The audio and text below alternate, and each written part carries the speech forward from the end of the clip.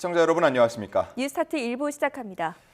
경주 에이펙 정상회의와 주요 양자회담 등 이재명 대통령의 숨가빴던 외교 일정이 싱가포르 총리와의 회담을 끝으로 마무리됐습니다. 한미 관세 협상 타결과 대중관계 복원 물꼬 등 적지 않은 성과를 내긴 했지만 남은 과제 역시 만만치 않다는 분석입니다. 강진원 기자의 보도입니다. 이재명 대통령이 경주 에이펙 정상회의를 계기로 공식 방한한 로렌스 웡 싱가포르 총리를 서울에서 또 만났습니다. 수교 50주년을 맞은 두 나라 관계를 전략적 동반자 관계로 격상하기로 뜻을 모았습니다. 글로벌 도전 과제 앞에서 양국 간의 전략적 협력이 중요하다는 데 의견을 모았습니다.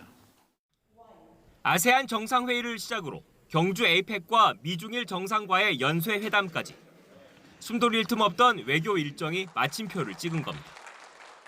이른바 정상외교 슈퍼위크 기간, 이 대통령은 적잖은 성과를 거뒀다는 게 대체적인 평가입니다.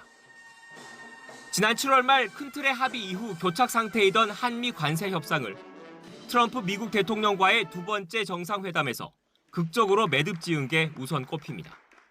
연간 200억 불 한도 내에서 사업 진척 정도에 따라 달러를 투자하기 때문에 우리 외환 시장이 감내할 수 있는 범위 내에 있으며 안보 분야 수건이던 핵 추진 잠수함 도입에 대해 트럼프 대통령의 동의를 얻어낸 것도 결실입니다. 박근혜 정부 시절인 지난 2016년 미국의 고고도 미사일 방어 체계 사드가 국내에 배치된 이후 급냉한 한중 관계를 복원하는 계기를 마련한 것과 为中韩两国繁荣昌盛、人民幸福美满，为李在明总统和在座的各位朋友的健康干杯。 극우 성향으로 불리는 일본의 신임 총리와 미래지향적 한일 관계를 계속 만들어가기로 한 것 또한 정상 외교의 수확물입니다. 日韓は互いにとって重要な隣国でございます。今の、戦略環境の下、日韓関係、それから日韓米、連携の重要性というのは一層増していると考えています。 전 세계의 시선이 쏠린 글로벌 빅2. 트럼프 대통령과 시진핑 주석의 무역 담판이 한국에서 이루어진 건 가교 국가의 실현 가능성을 보여줬습니다. 물론 풀어야 할 숙제가 없는 건 아닙니다. 애초 미국이 요구했던 3,500억 달러 전액 현금 선불보단 나아졌지만 우리 돈 280조 원이 넘는 2천억 달러를 10년간 분할 투자하는 건 여전히 부담스럽습니다. 특히 돈을 댄 우리와 투자받은 미국이 원리금 상환전까지 수익을 절반씩 나누기로 한 건 아쉬운 대목일 수밖에 없습니다. 소통의 물꼬를 트긴 했지만 중국이 한한령을 풀고 한반도 비핵화 등을 위한 건설적 역할에 나서도록 하는 것과 과거사 문제에 대해 보다 진심 어린 사과를 일본 정부에서 받아내는 것 역시 넘어야 할 산입니다. YTN 강준원입니다. 이재명 대통령과 로렌스 웡 싱가포르 총리의 정상회담에선 제주도산 소고기와 돼지고기의 싱가포르 수출이 처음으로 합의됐습니다. 이 대통령은 어제 정상회담 결과를 설명하는 공동 언론 발표에서 싱가포르의 검역은 엄격하기로 유명하다며 의미를 부여했습니다. 한 싱가포르 정상회담에서는 또 방산기술 공동연구 등 안보 분야 협력 확대와 온라인 스캠 같은 초국가 범죄 대응 공조, 한 싱가포르 FTA 등을 통한 교역과 투자 활성화에 뜻을 모았습니다. 경주 에이펙을 중심으로 한 이재명 대통령의 정상 외교가 마침표를 찍은 가운데 여야는 엇갈린 평가를 내렸습니다. 관세 협상을 놓고도 온도차가 감지됩니다. 박정현 기자입니다. 주말 전남 순천의 재래시장을 찾은 민주당 정청래 대표, 에이펙의 역대급 성공에 보는 사람마다 엄지를 내밀고 있다고 호남 민심을 전했습니다. 미국과 중국, 강대국들 사이 균형과 신뢰를 모두 챙긴 A약점 외교라며 이재명 대통령을 향해 엑설런트, 베리굿 등 감탄사도 아끼지 않았습니다. 관세협정 잘했고 어제 시진핑 국가주석하고 만나서 이제 한국하고 중국하고 잘 지내기로 했습니다. 우리에게 이익이 엄청나게 커요. 국익이 많이 좋아졌어요. 민주당은 정부와 함께 관세 협상 후속 조치 준비에도 착수했습니다. 국회 차원의 비준이나 특별법 제정 가운데 어떤 절차를 거칠지 확정하진 않았는데 정부 요청에 따라 야당과 협의한다는 계획입니다. 반면 국민의힘은 이 대통령의 브릿지 외교는 실패라는 게 명백히 드러났다고 맞섰습니다. 에이펙 회의로 남은 건 매년 30조 원에 가까운 대미 투자 불안과 알맹이 없는 한중 정상회담뿐이라고 했습니다. 특히 한중회담에서 서해 불법 구조물이나 한한령 등 민감한 양국 현안이 언급되지 못한 건 한미회담 때 했던 이 대통령의 실언에 있다고 책임론도 띄웠습니다. 중국의 잠수함 탐지라는 말을 공개적으로 언급했다가 중국을 불필요하게 자극을 했던 상황이 되었고 소리만 요란했던 빈술의 외교로 끝나고 말았던 것입니다. 한미 관세 협상 역시 야당의 동의 여부를 묻기 전에 합의문부터 공개하는 게 순서라고 밝혔습니다. 대미 투자액 3,500억 달러는 국민 1인당 950만 원씩 부담해야 하는 어마어마한 규모로 국회 비준도 필수라며 민주당이 일방 처리한다면 필리버스터 등 총력 저지하겠다고 시사했습니다. 정상회교 결과를 둘러싼 국회의 시간은 이제 시작입니다. 사법개혁안과 예산안 등 여야 갈등의 불씨가 산적한 만큼 후속 절차 처리도 가시밭길이 될 거란 전망이 나옵니다. YTN 박정현입니다. 더불어민주당이 현직 대통령의 재판을 중지하는 재판중지법을 국정안정법으로 규정하고 이르면 이달 안에 처리하겠다고 밝혔습니다. 국민의힘은 적반하장이라면서 재판 재개를 거듭 강조했는데 예산 정국이 아닌 극심한 대치 정국으로 접어드는 모습입니다.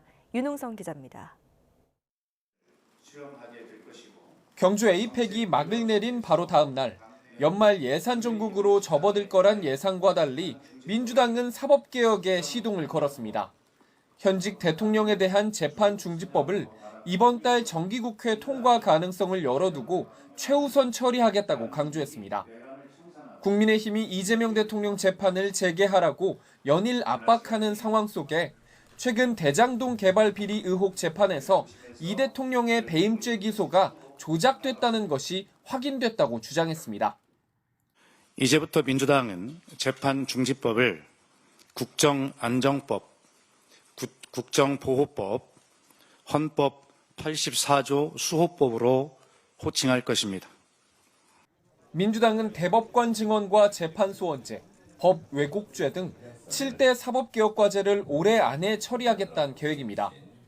또 사법불신 극복 TF도 발족해 법원 행정처 폐지 공론화 작업까지 전방위 총력전을 예고했습니다. 국민의힘은 적반하장이라고 받아쳤습니다. 선출 권력이 임명 권력보다 상위에 있다는 반헌법적 발상이라면서 지금 여론은 재판을 멈추는 게 아니라 재개하라는 거라고 지적했습니다. 특히 헌법 84조에 따라 현직 대통령 재판은 중단된다는 그동안의 민주당 주장대로라면 법을 만들 필요가 없다며 오히려 재판 재개의 정당성을 입증한 격이라고 비판했습니다. 굳이 법을 또 따로 만든다고 하는 그 자체가 서로 상충되는 내용입니다. 자기들도 문제가 있는 법을 다시 만들려고 하다 보니까 그 책임을 우리 당과 법원에다가 떠넘기는 그런 이야기 같은데 국민의힘은 대장동 재판 결과를 놓고도 법원은 유동규 전 성남도시개발공사 본부장을 중간관리자로 판단하고 있다며 당시 성남시장인 이 대통령을 주범으로 가리키는 거라고 강조했습니다. 경주 에이펙이 끝나자마자 민주당이 대통령의 사법리스크 해소 속도전에 나서면서 정상외교 성과를 만끽할 훈훈한 분위기에 찬물을 부을 수 있다는 우려도 제기됩니다. YTN 윤웅성입니다. 대장동 개발 비리 사건의 1심 재판부가 유동규 전 성남도시개발공사 본부장과 김만배 씨 등 주요 피고인에게 모두 중형을 내리면서 성남시 수뇌부에 대해 언급했습니다. 다만 별도로 재판을 받아온 이재명 대통령도 유착관계가 있었던 건지에 대해선 명시적으로 판단을 내놓진 않았습니다. 권준수 기자입니다. 지난 4년 동안 190여 차례의 기일 끝에 대장동 개발 비리에 얽혀있던 유동규 전 성남도시개발공사 본부장과 화천대유 자산관리 대주주 김만배 씨의 1심 결과가 지난주 나왔습니다. 모두 징역 8년을 받았습니다. 대장동 사건을 오랜 기간 이어진 유착관계가 만들어낸 부패범죄라고 지적한 재판부는 성남시 수뇌부를 언급했습니다. 유 전 본부장은 김 씨 등 민간업자와 의견을 조율하는 중간관리자 역할이었다며 이를 유리한 정상으로 판단한 겁니다. 하지만 주요 결정을 내렸다는 성남시 수뇌부가 누군지에 대해선 구체적으로 언급하지 않았습니다. 그러나 수천억 원대의 개발 이익을 가져간 김씨 등 민간업자들이 사업 시행자 내정 등 특혜를 받았다고 판단하면서 이들이 이재명 성남시장 재선에 조력했고 여러 성남시 관계자와 유착했다고 지적했습니다. 성남시 비서실장이었던 정진상 전 민주당 대표실 정무조정실장과 김용 전 민주연구원 부원장의 술값을 결제해준 사실도 인정했습니다. 다만 재판부는 이 대통령이 성남시장이었을 당시 유 전 본부장과 정 전 실장 그리고 민간업자들 사이의 유착 정도를 몰랐을 거라며 여지를 남겼습니다. 성남시의 최종 의사결정권자였던 이 대통령은 이번 선고가 있기 전 재판의 증인으로도 잇따라 나오지 않았고 별도로 받던 재판은 대통령 불소추 특권에 따라 멈춰 있는 상황. 또 수천억 원의 개발 이익이 예상되던 민간 개발 사업이었습니다. 성남시로 환수한 대표적인 모범 개발 행정 사례입니다. 정치권에선 이 대통령의 재판을 재개해야 한다는 목소리가 커지는 가운데 한동안 논란이 계속될 전망입니다. YTN 권준수입니다. 더불어민주당 정청래 대표가 내년 6월 지방선거는 제2의 내란 극복이라고 할 수 있다면서 가장 공정하고 투명하게 경선을 치르겠다고 밝혔습니다. 정 대표는 어제 전남 나주에서 열린 전남도당 임시당원대회에서 당원 주권 시대를 활짝 열어젖힌 당대표로 기억되고 싶다며 당원이 100% 주인이 되는 민주적인 경선을 치르겠다고 말했습니다. 특히 억울한 컷오프를 없애겠다면서 결격 사유가 있어서 부적격자로 판정된 분이 아니라면 모두 경선에 참여시키겠다고 강조했습니다. 이재명 정부 첫 예산국회를 앞두고 국민의힘은 지역별 현안을 점검하는 예산정책협의회를 진행합니다. 장동혁 대표 등 지도부는 오늘 경북도청에서 협의회를 열고 정부 예산안에 반영할 지역 민생 현안을 논의하고 이어 지난해 산불 피해 현장을 찾아 복구 현황을 점검합니다. 당 지도부는 이번 주 부산, 울산, 경남과 충청, 광주 등을 차례로 방문할 예정입니다. 서울과 경기 12개 지역을 규제 지역으로 묶은 11호 대책 시행 후 그간 상승세를 이어온 서울의 아파트 매수 심리가 9주 만에 하락한 것으로 나타났습니다. 특히 강남권보다는 강북권의 매수 심리가 더 위축된 것으로 조사됐습니다. 류환웅 기자의 보도입니다. 한국부동산원 주간 아파트 수급 동향을 보면 지난주인 10월 넷째 주 서울 아파트 매매 수급 지수가 한 주 전 105.4에서 103.2로 2.2포인트 하락했습니다. 지난 8월 18일에 99.1 이후 9주 만에 첫 하락이었습니다. 특히 강북권 매매 수급 지수가 104.8에서 101.6으로 3.2포인트나 하락했는데 강남권은 106.0에서 104.7로 1.3포인트만 낮아졌습니다. 강북권은 대출 의존도가 높은 실수요 비중이 강남보다 크기 때문에 규제 영향이 크게 나타난 것으로 분석됐습니다. 강남보다 상대적으로 강북권역이 대출의 민감도가 높기 때문입니다. 집을 갈아타거나 또는 구매하려고 할 때 대출이라든지 상대적으로 전세를 끼고 주택을 구입하는 부분들이 어렵다 보니 수급 동향도 하락한 것으로 보여집니다. 반면 11호 대책에 따른 풍선 효과로 수도권 경매 시장에선 과열 조짐이 보이고 있습니다. 법원 경매정보업체 지지옥션에 따르면 지난달 경매에 붙여진 서울 아파트 평균 낙찰가율이 102.3%를 기록했습니다. 즉 감정가보다 낙찰가가 2.3% 높았습니다. 서울 아파트 평균 낙찰가율이 100%를 넘은 것은 지난 2022년 6월에 110% 이후 3년 4개월 만입니다. 이는 경매로 낙찰받은 주택은 토지거래 허가구역에서도 2년 실거주 의무가 없고 주택담보대출만 받지 않으면 낙찰 후 곧바로 전세를 놓을 수도 있기 때문입니다. 11호 대책 대상이 된 경기 12개 지역의 지난달 평균 낙찰가율도 97.9%로 지난 9월의 94.4%보다 높아졌습니다. 경기도 전체 평균 낙찰가율이 87.3%인 것과 비교하면 10%포인트 이상 높았습니다. 당분간 인기 지역 저평가 단지를 중심으로 경매 수요가 몰리겠지만 앞으로 아파트 매매 가격이 하락하면 점차 경매 시장 과열 징후도 진정세를 보일 것이란 관측이 나오고 있습니다. YTN 유환홍입니다. 정부의 대출 규제 강화와 주택거래 위축이 더해지면서 지난달 은행권에서 주택담보대출 증가폭이 7천억 원 수준에 그쳤습니다. 지난 10월 은행권 주택구입 목적 일반 주담대는 7천억 원가량 늘어 직전 달 증가분보다 40% 이상이 줄었습니다. 정부가 6.27 대책과 11.5 대책 등으로 고강도 대출 조이기에 나선 데다가 은행권도 연말을 맞아 가계대출 총량 관리에 돌입하면서 일반 주담대 증가세가 눈에 띄게 둔화했습니다. 지난 3분기 우리 경제 성장률이 1.2%로 기대치를 웃돌면서 경기 회복에 대한 기대감이 한층 높아졌습니다. 하지만 총소득이 성장률을 못 따라가는 현상이 발생하고 있어서 외화 내빈 우려가 나오고 있습니다. 이승은 기자입니다. 지난 3분기 우리 경제 성장률이 전기 대비 1.2%로 반등폭을 넓혔습니다. 4분기 마이너스 0.1%만 돼도 연간 성장률이 1%가 되는데 지난 8월 한은의 4분기 전망은 0.2%입니다. 소비 쿠폰의 효과도 있었고 또 수출도 좋았고 그래서 좀 더 4, 4분기 어떻게 되는지 지켜봐야 될 것 같은데 현 상황에서는 올해 성장률이 저희가 예상했던 0.9가 아니라 1% 이상 1%가 될 가능성이 커졌습니다. 정부가 1.8%로 내다본 내년 성장률도 상향 조정이 잇따르고 있습니다. 반도체 호황에 무역 불확실성 완화, 미국 금리 인하 등이 상방 요인입니다. 하지만 고환율과 건설 투자 부진, 가계부채 등은 하방 요인입니다. 지난 3분기 이미 고환율과 교역 조건 악화에 국내 총소득 GDI 증가율은 0.7%로 1.2%인 성장률보다 한참 낮았습니다. 게다가 대미 현금 투자가 본격화되면 정부 세입으로 들어오는 한은의 외환 운용 수익이 미국으로 빠져나가게 됩니다. 재정 악화와 국내 투자 위축, 환율 불안이 우려됩니다.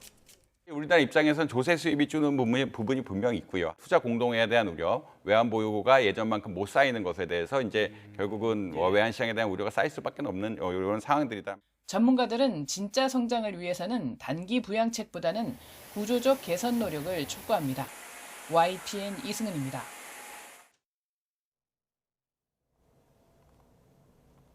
오늘의 주요 경제 일정입니다.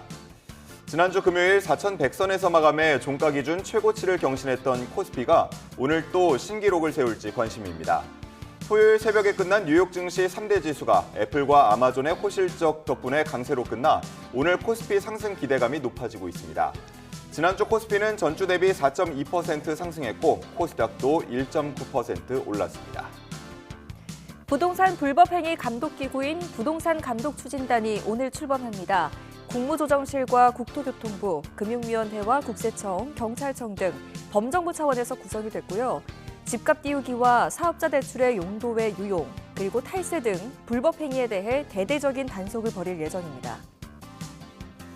국가데이터처가 지난 9월 기준 온라인 쇼핑 동향을 발표합니다. 지난 8월에는 음식 서비스가 9%, 자동차 및 자동차 용품이 55%, 음식료품이 5% 늘어나 온라인 쇼핑 거래액이 22조 4,802억 원으로 8월 기준 최고치를 기록했습니다. 통일교 측으로부터 1억 원 상당의 불법 정치자금을 수수한 혐의로 구속 기소된 국민의힘 권성동 의원의 첫 재판이 오늘 열립니다. 서울중앙지방법원은 오늘 오전 11시부터 정치자금법 위반 혐의로 구속 기소된 권 의원의 1차 공판기일을 진행합니다. 권 의원은 지난 2022년 1월 20대 대선을 앞두고 통일교 측으로부터 불법 정치자금 1억 원을 수수한 혐의로 구속 상태에서 재판에 넘겨졌습니다. 윤석열 전 대통령이 오늘 예정된 내란 혐의 형사재판에 또다시 출석할 것으로 보입니다. 서울중앙지방법원 형사 25부는 오늘 오전 10시 10분부터 윤 전 대통령의 내란 우두머리 혐의 27차 공판기일을 진행하게 될 텐데요. 증인 곽종근 전 육군 특수전 사령관에 대한 윤 전 대통령 측의 반대 신문이 있을 예정입니다. 정성호 법무부 장관 요청으로 건진법사 관봉권 띠지 분실 의혹과 쿠팡 퇴직금 불기소 외압 의혹 사건에 대한 상설특검이 결정됐습니다. 검찰의 제19 감싸기 우려 때문인데 기존 검찰처럼 수사권과 기소권을 모두 가진 특검을 거듭 활용하는 것에 대한 우려도 적지 않습니다. 조성호 기자입니다. 상설특검은 박근혜 정부 때인 2014년 검찰권 견제를 위해 여야 합의로 도입됐습니다. 별도의 특검법을 만들지 않고도 국회 의결이나 법무부 장관 결정으로 특정 사건에 대해 곧바로 특검을 가동할 수 있습니다. 지금까지는 4년 전 국회가 요구해 출범한 세월호 특검이 유일한 사례입니다. 참사 관련 증거 조작 의혹을 수사했지만 이렇다 할 성과는 없었습니다. 세월호 DVR 수거 과정 및 인수인계 과정에 대한 의혹 사건에 관하여 이를 뒷받침할 만한 증거가 없어 공소를 제기하지 않기로 결정했습니다. 법률을 새로 만드는 게 아니라 대통령의 거부권을 피할 수 있지만 현직 검사 파견은 최대 5명, 수사기간은 최장 90일로 규모와 기간을 따로 정할 수 있는 개별 특검보다는 제약이 많습니다. 최근에는 법무부 장관이 사상 처음으로 상설특검을 요청했습니다. 서울 남부지검의 건진법사 관봉권 띠지 분실 의혹, 쿠팡 물류자회사의 퇴직금 미지급 사건에 대한 인천지검 부천지청의 불기소 외압 의혹이 대상입니다. 검찰이 당사자인 사건들이라 제3의 기관이 맡아야 한다는 취지입니다. 대상자가 검사이기 때문에 결국 제19 감사하기 측면이 있지 않겠나 이런 의심을 갖다 거두기가 쉽지 않지 않겠습니까? 효율성 측면에서도 단기간 집중적으로 진행되는 특검 수사가 적절하다는 판단으로 보입니다. 다만 대검찰청 감찰과 공수처 수사로도 밝힐 수 있는 검사 비위를 특검에 맡기는 걸 두고는 논란입니다. 기존 검찰처럼 수사와 기소, 공소유지를 도맡는 특검 수사 자체가 검찰권 축소라는 개혁 방향과도 모순이란 지적도 나옵니다. 정부와 여당이 수사기관 불신을 명분으로 상설특검을 과거 정치검찰로 비판받은 특수부처럼 활용할 수 있다는 우려도 적지 않습니다. YTN 조성호입니다. 캄보디아 등 동남아 지역을 중심으로 스캠이나 보이스피싱 등 초국가 범죄가 확산하고 있습니다. 경찰이 중국과 MOU를 체결하는 등 국경을 넘나드는 범죄 대응에 총력을 기울이는 모습입니다. 배민혁 기자입니다. 지난 8월 태국 범죄 조직 룽거 컴퍼니 일당이 무더기로 국내에 송환됐습니다. 일당 가운데 한국 국적의 A씨 등 3명이 지난 9월 구속 기소돼 오는 19일 첫 재판을 앞두고 있습니다. 국회를 통해 공개된 공소장을 보면 A씨 등은 한국인 200여 명을 상대로 66억 원이 넘는 돈을 가로챈 것으로 조사됐습니다. 로맨스 스캠부터 코인, 노쇼 등 범행 수법도 다양했던 이 조직의 총책은 캄보디아에서 활동하며 습득한 경험을 바탕으로 태국으로 넘어가 자신만의 범죄단체를 만들었습니다. 국경을 넘어 새로운 범죄 조직을 만들고 수십억 원 넘게 가로채기까지 1년여밖에 걸리지 않았던 만큼 빠르게 확산하는 스캠 범죄에 대응하기 위해 국제 공조는 필수적이었습니다. 앞으로 더 노력을 해서 해외에 있는 범죄 조직에 대해서는 외국과의 공조 협력을 강화해서 철저하게 수사하도록 하겠습니다. 이번 에이펙 기간 이뤄진 한중 정상회담을 계기로 경찰이 중국 경찰과 공동 대응에 나섰습니다. 양국이 스캠 범죄를 공동의 사회 안보 문제로 인식하고 지속적인 공조 체계 구축이 필요하다고 공감했다며 공조 양해각서 MOU를 체결했습니다. 범죄 단지에 대한 증거 수집부터 범죄자 검거를 위한 공조 수사, 피해자 구조, 송환까지 다양한 분야에 걸친 협력 내용이 담겼습니다. 경찰은 한중 공동 대응 협의체를 공식 발족해 상시적인 협력망을 유지하며 스캠뿐 아니라 초국가 범죄 전반에 대한 공동 대응을 강화한다는 방침입니다. 중국에 이어 정부가 싱가포르와도 초국가 범죄 대응을 위한 정책적 협력, 법 집행 공조를 강화하기로 한 가운데 실제 근절 효과로 이어질지 관심이 쏠립니다. YTN 배민혁입니다.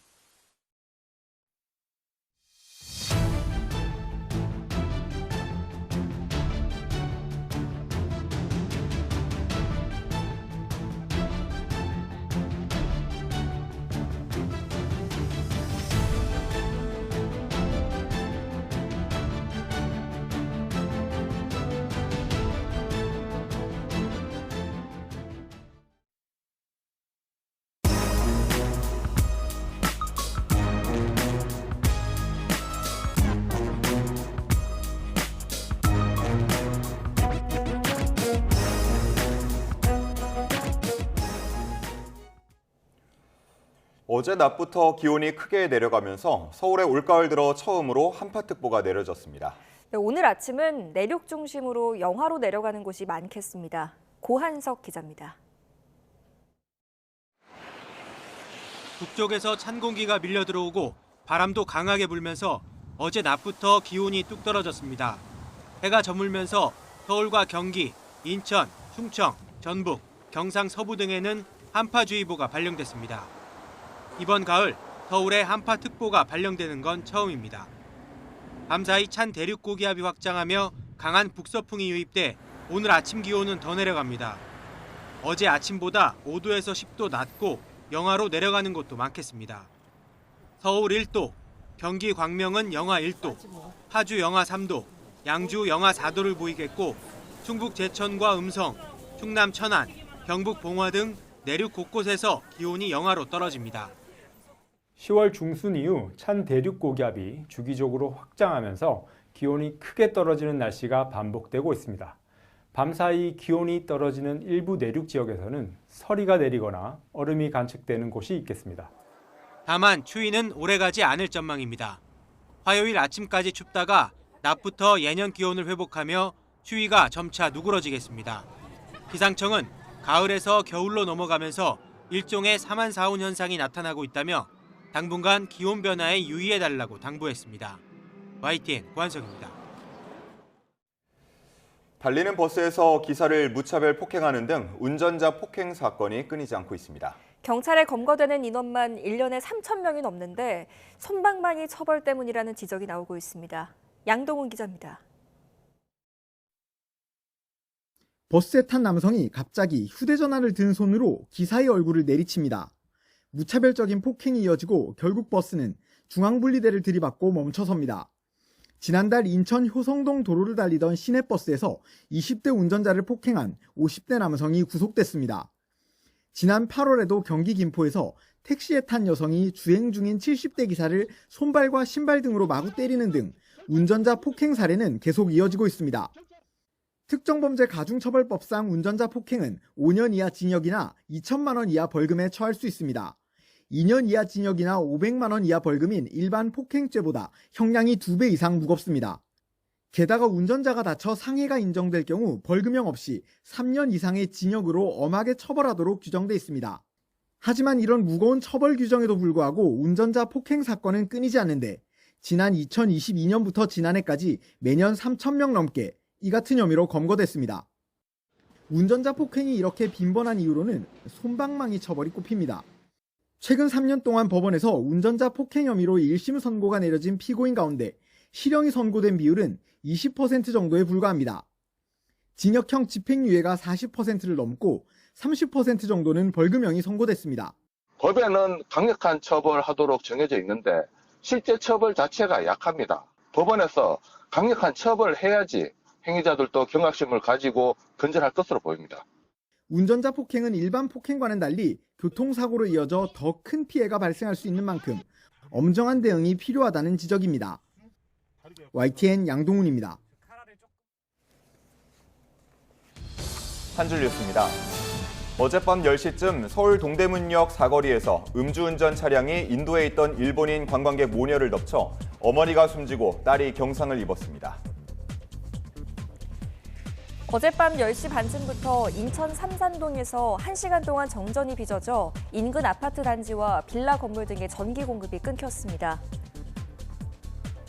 어제 저녁 7시 40분쯤 경기 파주시 야당동에 있는 1층짜리 카센터 건물에서 불이 나 1시간 30분 만에 꺼졌습니다. 불은 주변에 있는 상가로도 번졌는데 다친 사람은 없는 것으로 파악됐습니다. 어제 오후 4시 10분쯤 강원도 속초 교동에 있는 11층짜리 아파트 2층에서 불이 나 30여 분 만에 꺼졌습니다. 출동한 경찰관 중 2명이 다쳤는데 생명에는 지장이 없는 것으로 전해졌습니다.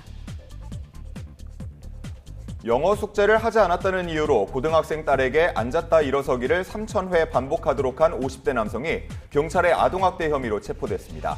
지금까지 한 줄 뉴스였습니다. 10대 청소년들의 무면허 전동 킥보드 사고가 끊이지 않고 있습니다. 대여업체들의 방관 속에 사각지대가 생긴다는 지적이 나오는 가운데 경찰이 특단의 대책을 내놨습니다. 표정우 기자가 보도합니다. 지난달 27일 저녁, 중학생이 몰던 전동 킥보드가 인도를 산책하던 강아지를 들이받았습니다. 전조등을 켜놨지만 무용지물, 보호자가 함께 있었지만 미처 피할 새가 없었습니다. 강아지는 응급실에 있고 간 손상으로 지금 입원 중이고 이제 평생 장애는 생겨가지고요. 평생 약복용을. 불과 며칠 전엔 30대 엄마가 어린 딸에게 달려드는 전동 킥보드를 몸으로 막아섰다가 열흘 넘게 의식을 찾지 못하는 일도 있었습니다. 역시 여중생 2명이 함께 탔다가 낸 사고였습니다. 현행법상 전동 킥보드 같은 개인형 이동장치는 만 16세 이상이면서 제2종 원동기 장치 자전거 면허 이상의 운전면허를 취득해야 합니다. 하지만 지난 4년 동안 면허 없이 개인형 이동장치를 몰다 단속된 경우는 2021년 7천여 건에서 지난해 3만 5천여 건으로 급증했습니다. 이 가운데 절반 정도는 10대 이하였습니다. 이런 배경엔 전동 킥보드 대여 업체들의 부실 관리가 있다는 지적이 나옵니다. 면허가 없는 10대들도 부모 신분증으로 쉽게 회원가입을 할 수 있는 데다 운전면허 확인 절차가 있더라도 나중에 인증하겠다는 버튼만 누르면 탑승할 수 있습니다. PM 자체가 독소조항 정도가 아니라 지금 악법 상태라는 거예요. 인증을 안 하게 되면은 어떤 벌칙 조항이라든지 또 사업 모델에 대한 어떤 연기라든지 또 이런 것들도 좀 필요한 시점입니다. 운전 자격을 확인하지 않고 대여하는 경우 업체를 처벌하도록 하는 등의 법안이 국회에 발의돼 있지만 아직 제대로 논의되지 않고 있습니다. 이런 가운데 무면허 10대들의 전동 킥보드 사고가 잇따르자 경찰은 면허 확인을 소홀히 한 전동 킥보드 대여 업체에 대한 방조 혐의 적용을 적극 검토하기로 했습니다. 이 경우 벌금형 처벌이 가능해지는데 이를 위해 청소년의 무면허 운전 적발 시 대여업체에 대한 조사도 진행한다는 방침입니다. 이 같은 조치가 업체들의 책임을 강화하고 사고 예방에 적극적으로 나서게 할지 주목됩니다. YTN 표정우입니다.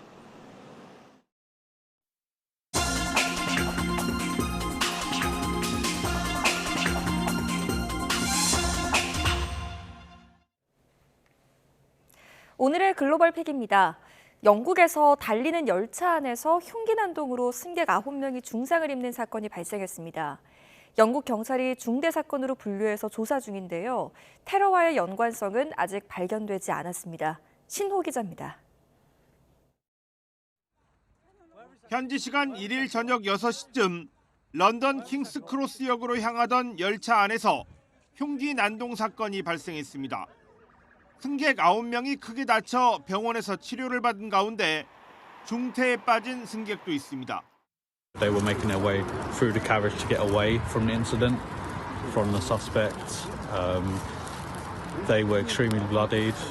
I thought it was like some sort of Halloween prank at first, but then he shouting that someone's got a knife, he was stabbed. 영국 경찰은 사건이 일어난 열차를 역에 정차시켜두고 조사를 진행했습니다. 현장에서 체포된 용의자 2명은 모두 영국 국적자라고 경찰은 밝혔습니다. British Transport Police declared a major incident yesterday, and counter-terrorism policing were initially supporting our investigation. However, at this stage, there is nothing to suggest that this is a terrorist incident. 사건 발생 다음 날까지 일부 열차 운행은 중단됐습니다. 영국에선 지난달에도 맨체스터 유대교회당에 이슬람 극단주의 무장단체 IS 추종자가 흉기를 휘둘러 2명이 살해됐습니다. It will affect lots of people today. I mean, I've had family using the train line just the day before, so they could have been on that train easily. 키어 스타머 영국 총리는 이번 사건에 대해 매우 끔찍하고 우려스럽다고 밝혔고 찰스 3세 국왕은 피해자들을 위로했습니다. YTN 신호입니다.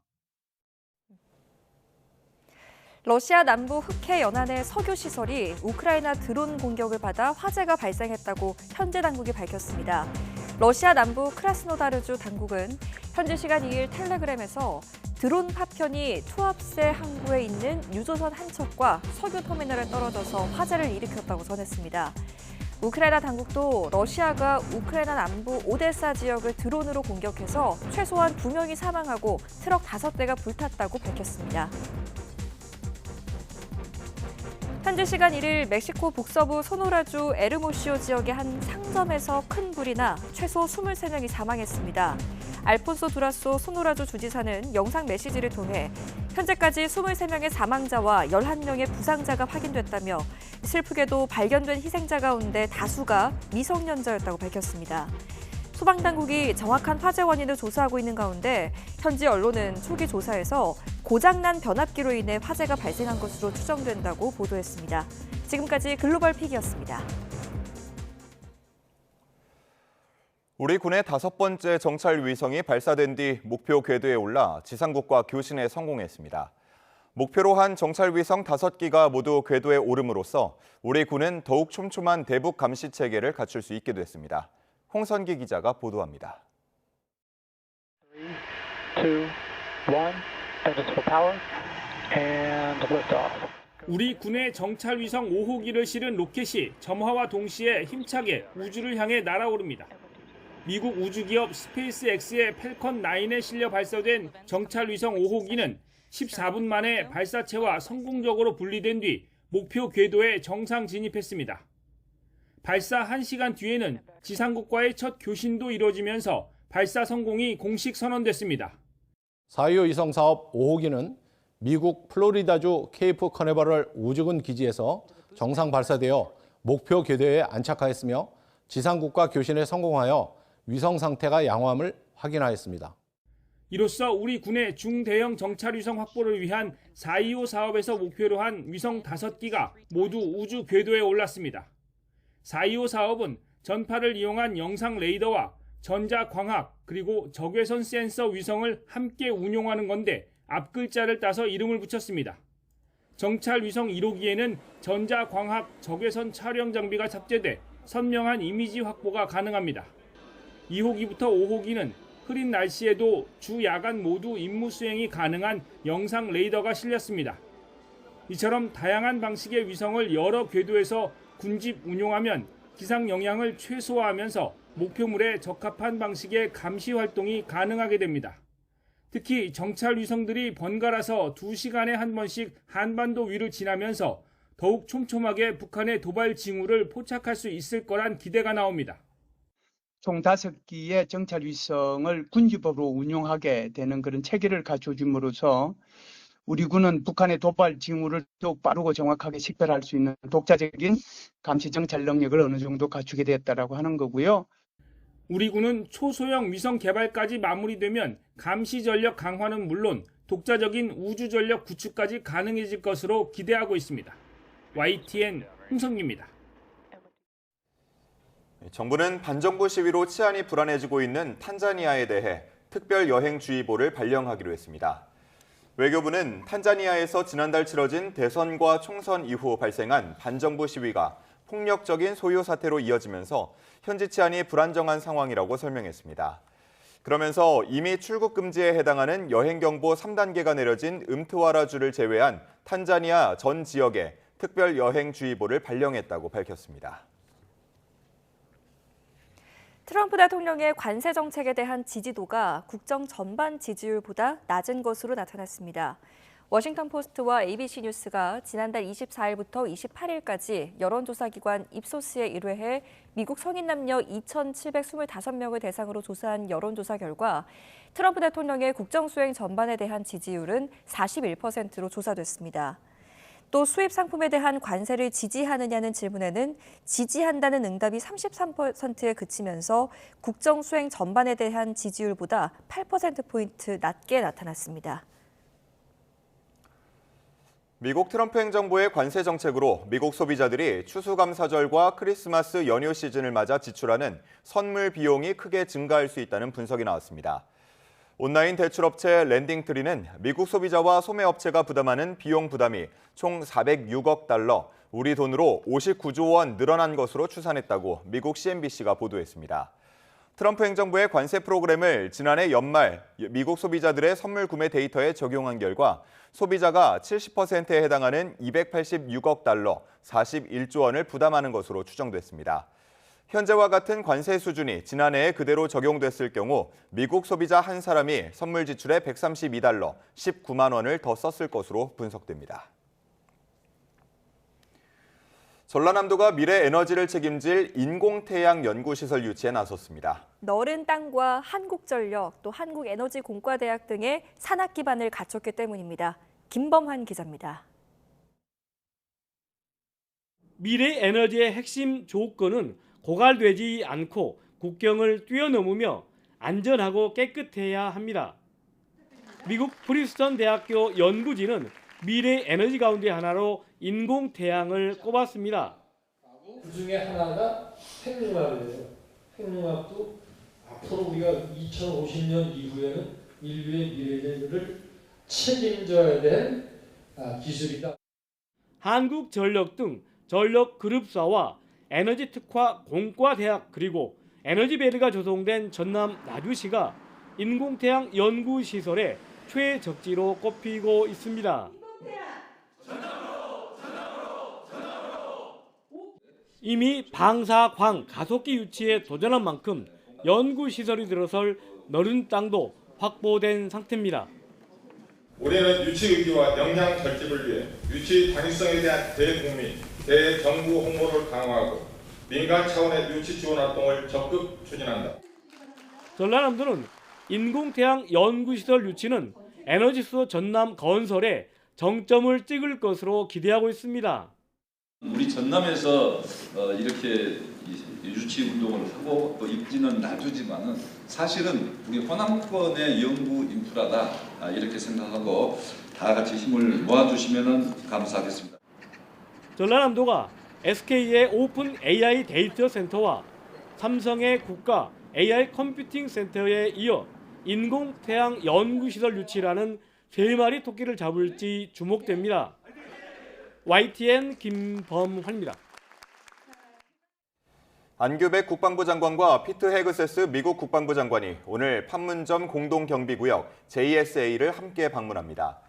한미 국방장관의 JSA 동반 방문은 지난 2017년 10월 당시 송영무 장관과 제임스 매티스 장관의 방문 이후 8년 만입니다. 헤그세스 장관은 내일 개최될 57차 한미 안보협의회의 SCM 참석을 위해 오늘과 내일 한국을 방문하는데 안 장관과 JSA를 방문하는 것을 첫 일정으로 잡았습니다.